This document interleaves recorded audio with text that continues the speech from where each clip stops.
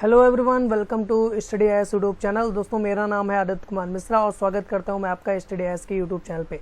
तो आज हम लोग यहां पे बहुत ही इंपॉर्टेंट टॉपिक डिस्कस करने वाले हैं जिसका नाम है चोल वंश। तो चोल वंश से रिलेटेड जो भी इंपॉर्टेंट फैक्ट्स हैं, जो भी पॉइंट्स हैं, जो भी राजा हैं, उनके बारे में कौन कौन से तथ्य बताए गए हैं, तो इन सारी बातों का आज यहाँ पे हम लोग गहन पूर्वक अध्ययन करेंगे।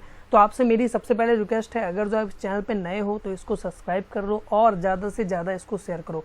और हाँ, एक और बात है कि अगर जो आप यहाँ पे नोटबुक और हेडफोन्स लगा करके नहीं बैठे हो तो प्लीज़ सबसे पहले इस वीडियो को पॉज करो यहीं पे और जा करके हेडफोन्स और अपनी नोटबुक ले करके आ जाओ। उसके बाद यहाँ पे हम लोग डिस्कस करेंगे चोल वंश के बारे में, ठीक है। क्योंकि जो भी मैं आपको पॉइंट्स बताऊं या जो भी मैं चीज़ें आपको बताऊं, तो जो चीज़ आपको अच्छी लग रही है, जो पॉइंट्स आपको समझ में आ रहा है, तो आप उसको तुरंत नोट्सबुक में लिख लो, ठीक है। हेडफोन इसलिए क्योंकि प्रॉब्लम आपको ना हो, कोई भी आपको डिस्टर्ब ना कर सके, ठीक है। देखो, अब यहाँ पे हम लोग पढ़ने वाले हैं चोल वंश के बारे में। तो मेरा नाम है आदित्य कुमार मिश्रा और मैं इस चैनल पे आपको पढ़ा रहा हूँ एंसेंट हिस्ट्री। देखिए, एक बात और है कि अगर जो आप अनअकैडमी प्लस को सब्सक्राइब कर रहे हो तो आप हमारा कोड स्टडी आईएएस जरूर यूज़ करें, क्योंकि अगर जो आप स्टडी आईएएस कोड का यूज़ करेंगे तो आपको यहाँ पर मिलेगा एक्स्ट्रा डिस्काउंट प्लस पे, ठीक है। और इससे रिलेटेड अगर जो आपको कोई भी जानकारी चाहिए तो आप हमारे टेलीग्राम ग्रुप को ज्वाइन कर सकते हैं, आप हमें इंस्टाग्राम पे फॉलो कर सकते हैं, आप स्टडी आईएएस ऑफिशियल को फेसबुक पे भी लाइक कर सकते हैं और ज्वाइन कर सकते हैं। और एक बात और है कि अगर जो आपको कोई प्रॉब्लम आ रही है, उसका निदान इन सारी माध्यमों से नहीं हो पा रहा है, तो आप हमें जो है हमारी टीम को मेल भी कर सकते हैं। देखिए, अब हम लोग यहाँ पे डिस्कस करने वाले हैं चोल वंश के बारे में। तो यह जो चैप्टर है हमारा, ये थोड़ा मतलब कि आप ऐसे समझो कि मैं इसमें आपको बोल के ज़्यादा बताऊंगा, सारी चीज़ें मैंने लिखी हुई है, मैं आपको समझाता भी जाऊंगा, ठीक है। तो आप पढ़ते रहना और इसको सुनते रहना, क्योंकि आप ऐसे समझो इसको एक ऑडियो लेक्चर के माध्यम से ही लेना। देखो, चोल साम्राज्य के 20 राजाओं ने दक्षिण एशिया के एक बड़े हिस्से पर लगभग 500 साल तक शासन किया, ठीक है। चोल पल्लव के सामंत हुआ करते थे। देखो, अगर जो आपको मैंने पल्लव नहीं बताया हुआ है तो आप जा करके देखो जाके मेरे वीडियोस को, वहां पे मैंने आपको सभी पल्लव वगैरह सारी चीज़ों के बारे में बताया हुआ है, ठीक है। आगे भी हम लोग अभी डिस्कस करेंगे पल्लव के बारे में, थोड़ा मैंने वहां पे बता रखा है। चोल साम्राज्य की स्थापना विजयालय चोल ने की, जो पल्लवों के एक सामंती सरदार थे।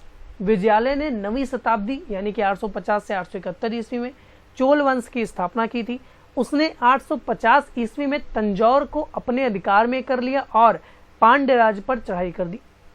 897 में विजयालय चोल ने पल्लव शासक को हराकर उसकी हत्या कर दी और सारे टोंड मंडल पर अपना अधिकार कर लिया। जो एक टोंड मंडल था वहां पे उसने अपना अधिकार स्थापित कर लिया। किसने? विजयालय चोल ने। किसको हरा करके? पांड्य राज पर। 9वीं शताब्दी के अंत तक चोलों ने पूरे पल्लव साम्राज्य को हराकर पूरी तरह से तमिल राज्य पर अपना कब्जा कर लिया। मतलब कि एक टाइम पे जो 8वीं शताब्दी चल रही थी तो हर जगह चेर और पांड्य थे, लेकिन यहाँ पे जब चोल वंश यहाँ पे अपना शासन करने आए तो पूरे पल्लव साम्राज्य को हरा करके पूरी तरह से तमिल राज्य पर अपना कब्जा कर लिया। 985 ईस्वी में शक्तिशाली चोल राजा अरमौली वर्मन ने अपने आप को राज राजा प्रथम घोषित किया। बहुत ही इंपॉर्टेंट है कि यहाँ पे अरमौली वर्मन ने अपने आप को राज प्रथम घोषित किया, ठीक है। जो आगे चलकर चोल शक्ति को चरमोत्कर्ष पर ले गया। चोल वंश के पहले प्रतापी राजा राजा ने अपने 30 साल के शासन में चोल साम्राज्य को काफी विस्तृत कर दिया था, लेकिन चोल शासकों को राष्ट्रकूटों के विरुद्ध भयानक संघर्ष करना पड़ा। जैसा कि हम लोगों ने आपको बताया था कि यहाँ पे क्या था कि भाई चालुक्य के साथ राष्ट्रकूट भिड़े रहे, इसलिए वहां पे जो महेंद्र वर्मन वगैरह थे उन्होंने जो है वहां पे कन्नौज पर अपना अधिकार स्थापित कर लिया था। मैंने आपको बताया था कि नहीं बताया था? नहीं बताया, क्योंकि नहीं समझ में आया होगा। क्यों? क्योंकि आपने वो वीडियो नहीं देखा है, आप डायरेक्ट यहाँ पे इंटर किए हो। तो ऐसा गलत है ना कि आप जा करके पहले वीडियोस देखो जाके, तभी आपको सारी चीजें समझ में आएंगी। रिक्वेस्ट है, आप पहले वीडियोस उन वीडियो को देखो, उसके बाद यहाँ पे आप देखो आके, ठीक है। तो यहाँ पे क्या हुआ कि राष्ट्रकूट शासक जो कृष्ण तृतीय था 949 ईस्वी में चोल सम्राट शासक जो परांतक प्रथम को पराजित किया और चोल साम्राज्य के उत्तरी क्षेत्र पर अधिकार कर लिया। तो होता गया कि भाई जब चोल साम्राज्य यहाँ पे बहुत अच्छी तरीके से अपना आपको डेवलप कर रहा था, पूरे तमिल साम्राज्य पर इसने एक अपनी सत्ता स्थापित कर ली, तब वहां पे एक राष्ट्रकूट शासक कृष्ण तृतीय हुआ। उसने 949 ईस्वी में चोल सम्राट परांतक प्रथम को पराजित किया और चोल साम्राज्य के उत्तरी क्षेत्र पर अधिकार कर लिया। दक्षिणी क्षेत्र को नहीं, उत्तरी क्षेत्रों को। इससे चोल वंश को धक्का लगा, लेकिन 965 ईस्वी में कृष्ण तृतीय की मृत्यु हो गई और राष्ट्रकूटों के पतन के बाद वे एक बार जो है फिर उठ खड़े हुए।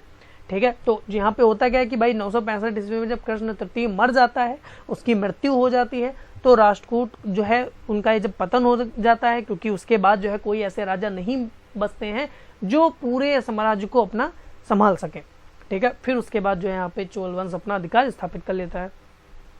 अब बात करते हैं चोल वंश के जो प्रमुख शासक हुए। विजयालय की बात करें तो 850 से 871 ईस्वी तक चोल वंश का संस्थापक विजयालय एक शक्तिशाली और प्रभावी शासक था। उसने पल्लवों और पांड्यों को हराकर तंजौर को अपनी राजधानी बनाया था। वही विजयालय जिसने जो है चोल वंश की स्थापना की थी। ठीक है, विजयालय चोल, उसने पल्लवों और पांड्यों को हराकर तंजौर को अपनी राजधानी बनाया था। वहां उसने निशंभसूदनी का मंदिर भी बनवाया। विजयालय ने नरकेसरी की उपाधि भी धारण की थी। ठीक है, विजयालय ने यहाँ पे नरकेसरी की भी उपाधि धारण की थी। अब बात करते हैं तो आदित्य प्रथम 871 से 907 ईस्वी तक। विजयालय की मृत्यु के बाद उनका पुत्र आदित्य प्रथम राजा बना। आदित्य प्रथम एक सूरवीर राजा था। उसने अपने शासनकाल में पल्लवों और पांड्यों से अनेक युद्ध लड़े और अपने साम्राज्य का विस्तार किया। आदित्य प्रथम ने उसकी राजधानी जो है मदुरा पर कब्जा कर लिया था। जो यहाँ पे पांड्य लोगों की जो राजधानी थी मदुरा, वहां पे जो है उसने वहां पे आक्रमण जो है अपना कब्जा कर लिया। इसको मदुरई भी आई थिंक बोलते हैं। ठीक है, तो अब हम लोग यहाँ पे क्या कर रहे हैं, परांतक प्रथम के बारे में डिस्कस करें। तो जो परांतक प्रथम ने पांड्य सिंघल नरेशों को सम्मिलित शक्ति को, पल्लवों, बाणों, बैंडवों के अलावा जो है राष्ट्रकूट कृष्ण द्वितीय को भी पराजित किया। चोल शक्ति एवं साम्राज्य का वास्तविक संस्थापक परांतक ही था। क्योंकि देखो होता क्या है कि जब सारी शक्तियां आप पे टूट पड़े और उससे भी आप निकल जाओ, उससे भी उभर जाओ, तो आप उस शक्ति के वास्तविक संस्थापक मान लिए जाते हो। एक देखो, अब किसी वंश की स्थापना करना ये एक अलग की चीज है, लेकिन उस वंश को ऊंचाइयों तक पहुंचाना ये एक बड़ी बात है। ठीक है, तो यहाँ पे जो वास्तविक संस्थापक परांतक ही था। उसने लंकापति उदय 945 से 953 के समय सिंघल पर भी एक असफल आक्रमण किया। परांतक अपने अंतिम दिनों में राष्ट्रकूट सम्राट कृष्ण तृतीय द्वारा 949 ईस्वी में बड़ी बुरी तरह पराजित हुआ। इस पराजय के बाद चोल साम्राज्य की नींव हिल गई। परांतक प्रथम के बाद गंड्रादित्य, अरिंजय और सुंदर चोल या परांतक द्वितीय प्रमुख राजा रहे। इन 30 वर्षों में अनेक चोल राजाओं ने शासन किया। अब बात करते हैं तो राजराज प्रथम। चोल साम्राज्य को सबसे शक्तिशाली जो शासक हुआ वह राजराज प्रथम था। राजराज प्रथम परांतक द्वितीय का पुत्र था। उसने वेगी के पूर्वी चालुक्य राजा, मदुरा के पांड्य राजा और मालाबार तट के सामंतों को हराकर अपने अधीन कर लिया था। यानी कि उसका पुनरुत्थान कर दिया। जो चोल वंश एक तरीके से डूब गया था उसको जो है निकाल के एक बाहरी जगह पे लाके खड़ा कर दिया। मतलब कि आप समझो चरमोत्कर्ष पे पहुंचा दिया। उसने लंका का उत्तरी भाग जीतकर अपने राज्य में मिला लिया। जो लंका, वही रावण वाली लंका, उसका जो है उत्तरी भाग जीत करके अपने राज्य में मिला लिया। यानी कि श्रीलंका भी पहुंच गया था। राजराज ने जो है यहाँ पे समुद्री जहाजों की शक्तिशाली बेड़ा तैयार किया और उसकी सहायता से कई टापुओं पर जीत हासिल की। ये इंपॉर्टेंट था क्योंकि मैंने जैसा कि आपको बताया था कि उस टाइम पे क्या होता था कि लोग समुद्र व्यापार ज्यादा करते थे। तो उसी ने जो है एक तरीके से यहाँ पे एक टापू पे जो लोग रहते थे उन पे जाकर के जीत हासिल कर ली और अनेक टापुओं को अपना जो है बंदी बना लिया। राजा के राज्यकाल में चोल साम्राज्य समस्त सुदूर दक्षिण में फैल गया। उसने तंजौर में राजराजेश्वर शिव मंदिर का निर्माण करा। तो ये बहुत ही ज्यादा इंपॉर्टेंट है। कभी कभी आ जाता है क्वेश्चन, छोटे छोटे जो भी एग्जाम्स होते हैं। तो यहाँ पे तंजौर में राजराजेश्वर शिव मंदिर का निर्माण किसने करवाया था? राजराज प्रथम ने। अब बात करते हैं राजेंद्र प्रथम। राजराज प्रथम के बाद उनके बेटे राजेंद्र प्रथम ने सत्ता संभाली और चेर, पांड्य एवं सिंघल जीतकर उन्हें अपने राज्य में मिला लिया। उसने श्रीलंका पर भी पूर्ण विजय प्राप्त की। जो उसके पिताश्री थे राजराज ने, उन्होंने कहाँ पे स्थापित किया था? उन्होंने सिर्फ यहाँ पे लंका का उत्तरी भाग जीता, लेकिन जो इनका पुत्र हुआ उसने जो है पूर्ण अधिकार अपने जो है यहाँ पे विजय प्राप्त कर ली। श्रीलंका के राजा और रानी के मुकुटों और राज चिन्हों को अपने अधिकार में ले लिया। राजेंद्र प्रथम ने पाल शासक महिपाल को परास्त किया और गंगा घाटी तक आधिपत्य होने के कारण गंगे कोडचलों की उपाधि धारण किया। यानी कि यहाँ पे जो है, क्योंकि देखो अब ये श्रीलंका से उठा और कहाँ पे गया जाके? गंगा घाटी तक। ठीक है, और यहाँ पे इसलिए इसको बोल दिया गया गंगे कोंड चोल। की उपाधि यहाँ पे धारण के लिया। राजेंद्र प्रथम ने तंजौर के समीप चोल गंगम नामक तालाब बनवाया था, जो एक इंपॉर्टेंट है क्योंकि तंजौर के समीप यहाँ पे चोल गंगम नामक जो है तालाब बनवाया। इसके बाद जो है राजराज प्रथम हुए, राजेंद्र द्वितीय हुए, वीर राजेंद्र हुए। ठीक है, राजेंद्र तृतीय यहाँ का जो है सबसे आखिरी एक तरीके से शासक रहा। राजेंद्र तृतीय चोल वंश के अंतिम शासक रहे। 1258 ईस्वी में पांड्य शासक सुंदर ने चोल नरेश राजेंद्र तृतीय को अपनी अधीनता स्वीकार करने के लिए बाध्य किया। उनकी यह स्थिति भी 1310 में मालिक काफूर के आक्रमण से खत्म हो गई। मतलब कि जब सुंदर ने यहाँ पे आक्रमण किया, ठीक है, तो उसके बाद मालिक काफूर आ गया, तो यहाँ पे ये सारी चीजें हो गई। इसके बाद हम लोग यहाँ पे जो है चोल, चेर, पांड्य और ये चालुक्य वगैरह के बारे में पढ़ेंगे, तो इस चैप्टर को आप मिस मत करिएगा बिल्कुल भी। तो अब देखिए, अब हम लोग थोड़ा सा जान लेते हैं चोल प्रशासन के बारे में कि इनका कैसा प्रशासन था। तो चोल प्रशासन, चोलकालीन प्रशासन एक केंद्रीय प्रशासन था। इसका निम्न रूप में विभाजन था। एक भाई राष्ट्र हो गया, मंडलम हो गया, वलनाडु हो गया, नाडु हो गया, कोट्टम हो गया, गांव हो गया। तो इन सारी बातों को थोड़ा याद करना आपके लिए प्रॉब्लम होगी, बट आप ऐसे समझो कि पहले राष्ट्र था, फिर मंडलम यानी कि प्रांत था, फिर वलनाडु, नाडु, कोट्टम, गांव। ठीक है, केंद्रीय प्रशासन का प्रमुख राजा जो है, मतलब कि जो केंद्रीय प्रशासन होता था उसका प्रमुख राजा होता था। साथ ही साथ जो है शासन का सर्वोच्च अधिकारी भी जो है यहाँ पे राजा ही होता था। उसका पद जो है वंशानुगत था और ज्येष्ठ पुत्र को ही राजा का उत्तराधिकारी माना जाता था। राजा जो है वो चक्रवर्तीकाल यानी कि त्रिकाल सम्राट जैसी उच्च सम्मान परक उपाधियां धारण करते थे। मंदिरों में सम्राट के प्रतिमा स्थापित की जाती थी तथा मृत्यु के बाद देव रूप में पूजा की जाती थी। यहाँ पे होता क्या था कि जब यहाँ पे सम्राट मर जाता था तो वहाँ पे मंदिरों में उसकी जो है प्रतिमा स्थापित की जाती थी और उसी के साथ उसकी मृत्यु के बाद देव रूप में उसकी पूजा भी की जाती थी। जैसे तंजौर के मंदिर में सुंदर चोल, परांतक द्वितीय तथा राजेंद्र चोल की प्रतिमाएं स्थापित की गई थी। राजा की सहायता के लिए जो है दरबारी अधिकारियों की भी सभा थी जो उदन कुट्टन कहलाती थी। बहुत ही इंपॉर्टेंट है। तो उदन कुट्टन किसको बोला जाता था? तो जो राजा की यहाँ पे अधिकारियों की एक दरबारी सभा लगती थी उसको बोला जाता था उदन कुट्टन। जो है राय लसम विभाग आज के आधुनिक डाक विभाग की तरह कार्य करते थे। केंद्रीय अधिकारी दो श्रेणियों में विभाजन थे। पहली श्रेणी क्या थी कि उच्च स्तरीय अधिकारी पैरुद्यम और दूसरी श्रेणी को निम्न स्तरीय अधिकारी श्रुद्धनम। ठीक है, ये थोड़ी जो है आपको ऐसे समझो आप तमिल भाषा के शब्द हैं तो थोड़ा याद करने में प्रॉब्लम होगी, बट इतना ज़्यादा प्रॉब्लम नहीं होगी क्योंकि बार बार आप इन सारी चीज़ों को रिपीट करोगे ना तो सारी चीज़ें आपको याद होती चली जाएंगी। ठीक है, पैरुद्दम, श्रुद्धम ऐसे करके। ठीक है, नाम आपको अजीब लग रहा होगा थोड़ा, बट थोड़ा सही चलता है। अधिकारियों को पारिश्रमिक के रूप में भू अनुदान किया जाता था जिससे जीवित कहा जाता था। विदल्प नामक अधिकारी विभिन्न क्षेत्रों की यात्रा करके स्थानीय प्रशासन पर निगरानी रखते थे। चोल साम्राज्य मंडलों या प्रांतों में विभाजित था जिनकी संख्या 8 या 9 थी। मंडलम वालनाडुओं और नाडुओं में बटे होते थे। कभी कभी राज परिवार के सदस्य प्रांतीय शासक नियुक्त किए जाते थे। जो राज परिवार के सदस्य हुआ करते थे उनको कभी कभी जो है प्रांतीय शासक के रूप में नियुक्त कर दिया जाता था। अधिकारियों को वेतन भूमिदान द्वारा भुगतान किया जाता था। वलवाडु प्रशासनिक इकाई थी यानी कि वलनाडु। नाडु जो है लगान वसूली यानी कि जो इसके बाद आता था वसूली से संबंधित था। नाडु का प्रशासन नाडु वागाय नामक अधिकारी देखते थे। तो जो नाडु का यहाँ पे प्रशासन होता था ये, ठीक है, तो इसका यहाँ पे कौन देखता था? नाडु वागाय नामक अधिकारी देखा करते थे। तो अब यहाँ पे हम लोग डिस्कस करते हैं सैन्य प्रशासन की। चोल राजाओं ने एक विशाल संगठित सेना का निर्माण किया था। चोल शासन कुशल योद्धा थे और वे व्यक्तिगत रूप से युद्धों में भाग लिया करते थे। अश्व, गज, रथ एवं पैदल सैनिकों के साथ एक अत्यंत शक्तिशाली नौसेना थी। इसी नौसेना की सहायता से उन्होंने श्रीविजय, सिंघल, मालदीप आदि द्वीपों की विजय की थी। कुछ सैन्य दल नागरिक कार्यों में भाग लेते थे तथा मंदिरों आदि को दान दिया करते थे। सैनिकों का वेतन में राजस्व का एक भाग या भूमि देने की प्रथा थी।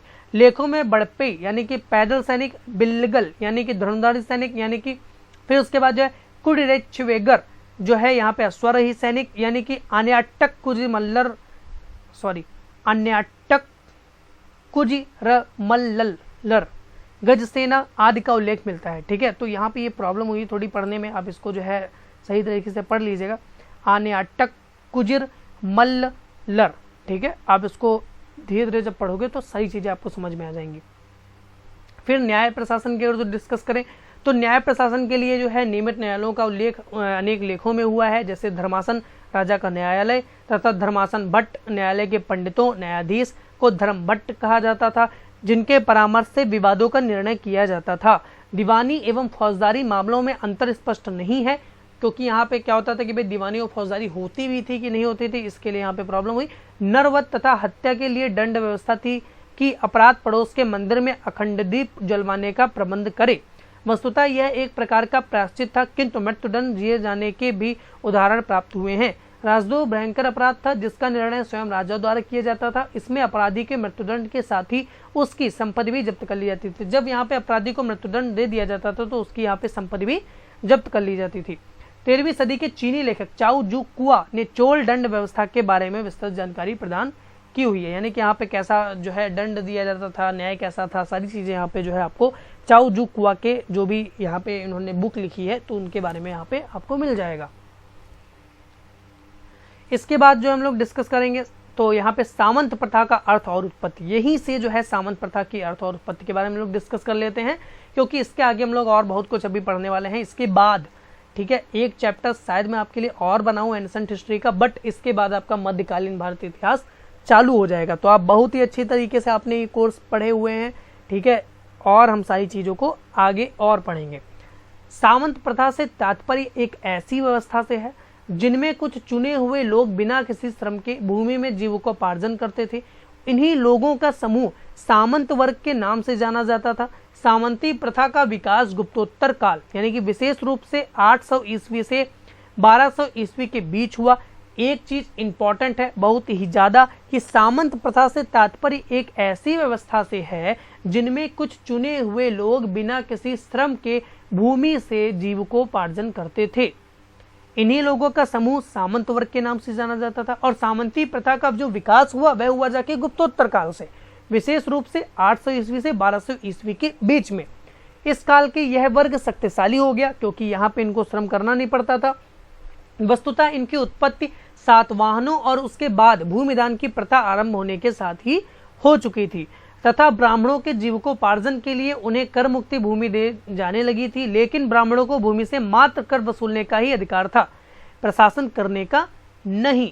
सही मायने में भारत में इस समय राजस्व वसूलने के साथ साथ संबंधित क्षेत्र की शासन व्यवस्था संभालने का उत्तरदायित्व भी सामंत को दे दिया गया। सामंती व्यवस्था की नींव हर्ष के शासन काल में पड़ी थी। जो यहाँ पे हर्ष थे जो ये गुप्तोत्तर काल के जो है यहाँ पे अंत में, उसके टाइम पे जो है यहाँ पे सामंती व्यवस्था की नींव रख चुकी थी। बट इस टाइम पे इतना ज्यादा फेमस नहीं हुई थी, अपना इसने जो है विकास नहीं किया था। इसके बावजूद भारत में यूरोप की तरह पूर्ण विकसित सामंती व्यवस्था की स्थिति कभी नहीं उत्पन्न हो सकी। भारतीय सामंतवाद में आर्थिक अनुबंध पर उतना बल नहीं दिया गया जितना कि यूरोपीय सामंतवाद के कुछ रूपों में दिया गया।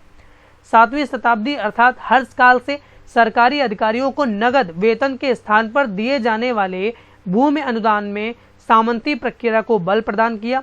ठीक है, और जो है यहाँ पे ऐसी भूमि प्राप्त करने वाला पदाधिकारी सामंत कहा गया। दूसरे प्रकार के सामंतों में पराजित राजा और उनके समर्थक तथा स्थानीय सरदार भी थे जो सीमित क्षेत्रों से राजस्व प्राप्त करते थे। सामंतों के साथ दो बातें जुड़ी थी, एक तो राजस्व के समस्त साधन उन्हें हस्तांतरित कर दिए जाते थे तथा दूसरे उन्हें उस भूमिखंड की आंतरिक सुरक्षा और प्रशासनिक उत्तरदायित्व का निर्वाह करना था। बड़े सामंत, महासामंत, महामंडलेश्वर आदि तथा छोटे सामंत राजा, सामंत, रानका, ठाकुर एवं भोक्ता इत्यादि उपाधियां धारण करते थे। कालांतर में इस प्रथा का कुप्रभाव यह पड़ा कि राजा सामंतों पर अधिक निर्भर रहने लगे, क्योंकि सामंत जनता से केवल कर ही नहीं वसूल करते थे बल्कि स्थानीय सेना भी रखते थे। राजा आवश्यकता पड़ने पर इससे सैनिक सहायता लिया करते थे, जिससे केंद्रीय शक्ति क्षीण हो गई, सामंतों पर निर्भर होती गई। तो इस प्रकार से यह हम लोगों ने यहाँ पे डिस्कस किया। आप इसका स्क्रीनशॉट ले लो, बहुत ही ज़्यादा इंपॉर्टेंट है। आप इसका जो है निकाल करके रख लीजिएगा, अपनी फोटो स्टेट करवा लीजिएगा, वो ज़्यादा बेटर रहेगा। ठीक है, अब हम लोग यहाँ पे फिर से डिस्कस करेंगे थोड़ा जो अभी तक हम लोगों ने यहाँ पे पढ़ा है। ठीक है,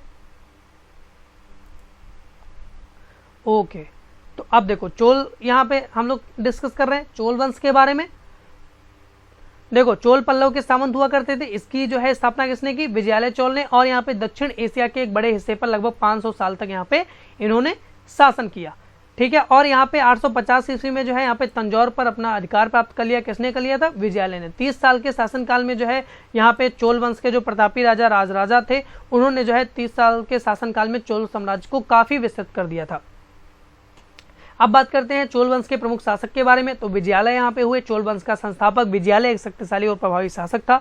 उसने पल्लवों और पांडवों को हराकर तंजौर को अपनी राजधानी बनाया था। वहां उसने जो है निसमुसुन्नी का मंदिर भी बनवाया। विजयालय ने रणकेसरी को उपाधि भी धारण की थी।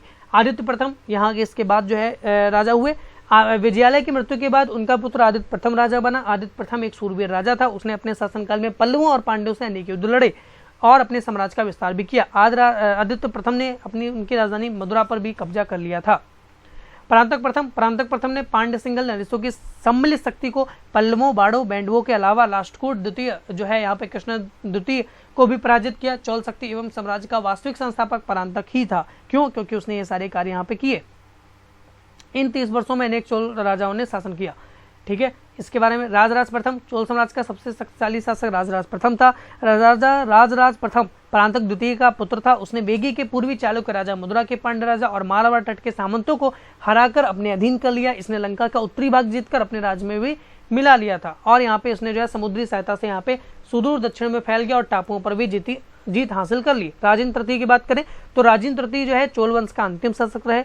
1258 ईस्वी में पांड्य शासक सुदूर ने चोल नरेश राजेंद्र तृतीय की अधीनता स्वीकार कर ली और यहाँ पे उनकी स्थिति जो है 1310 में जैसी मालिक काफूर के आक्रमण से खत्म हो गई।